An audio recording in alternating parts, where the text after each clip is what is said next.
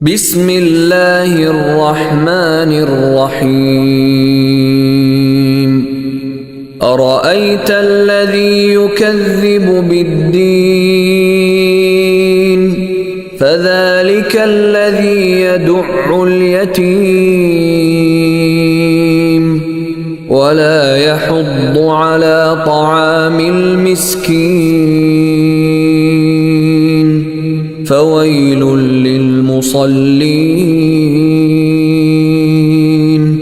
الذين هم عن صلاتهم ساهون الذين هم يراءون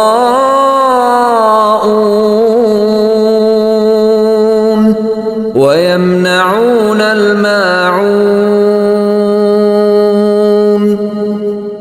صدق الله العظيم.